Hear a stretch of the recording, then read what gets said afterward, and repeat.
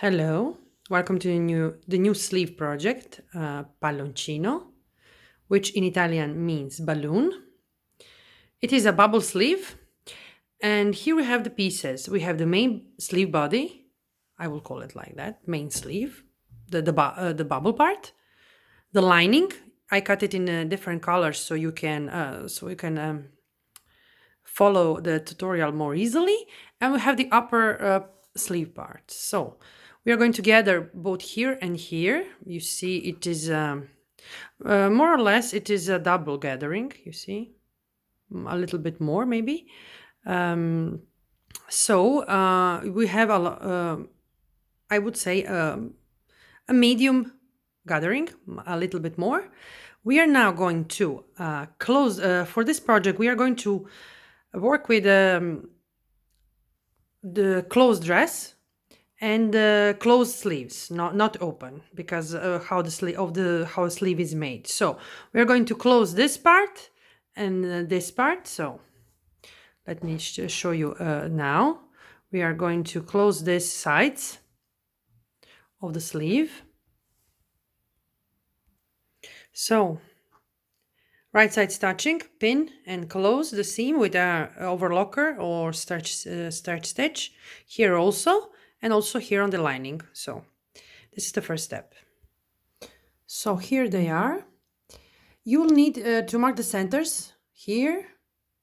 Here you have the notch of the shoulder notch, and also here you need to mark, and also both here and here. You need all these notches. Now we're going to gather the upper and the bottom part of the sleeve of the bubble part, and at 1 centimeter, and start around 1 centimeter from the edge. Okay, now let's do this.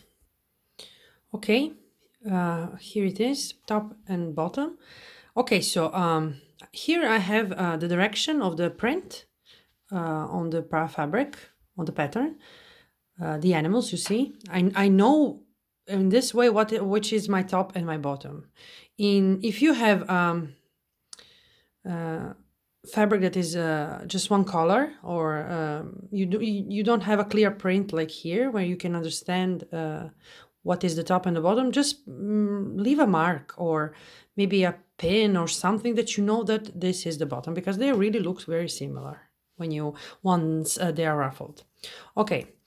Now we are going to join the bottom part of the lining and of the sleeve.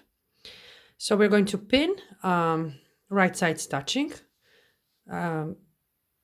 centers, and seams matching.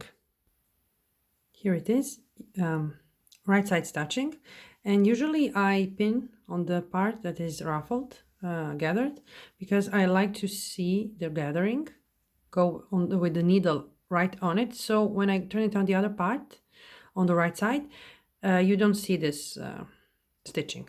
Okay, now we're going to stitch it all around.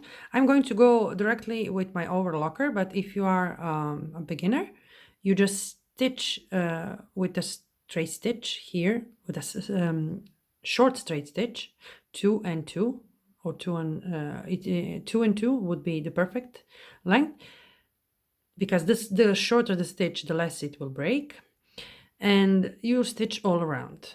Okay, you can also do it with the zigzag or the lightning bolt stitch would be ideal for this if you don't have the overlocking machine. So all around here. So here it is, and I'm going to turn it on the other side. So it is here, pretty cute. This is the lining being shorter and being smaller gives it this bubble effect. Now I'm going to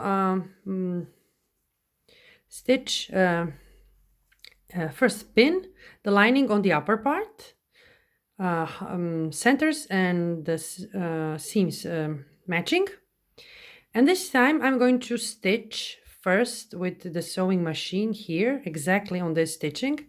So later when I stitch the upper part of the sleeve, I will have this stitching as a guide. You'll see later what I mean. So let's pin. So here it is. This is the wrong side.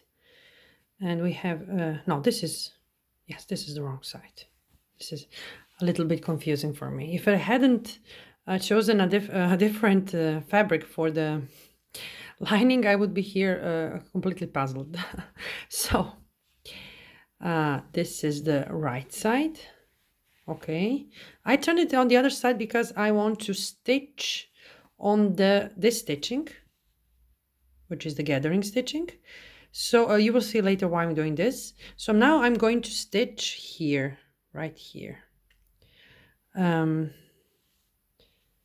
You can avoid this step. I'm just going to do this so I can see on the other side the stitching when I join the upper part of the sleeve, for the same reason I told you here before, that I don't want to see the stitching on the right side. Okay, so but you can avoid this if you feel confident. You can directly stitch the upper part of the sleeve. So I'm going to do it all around. Okay, this time the stitching is longer, 3, so if it breaks, it's okay. Once I stitched the upper part. Also here you can do the lightning bolt stitch, so it stays elastic. Okay, so this is the wrong side. Let's turn it on the right side.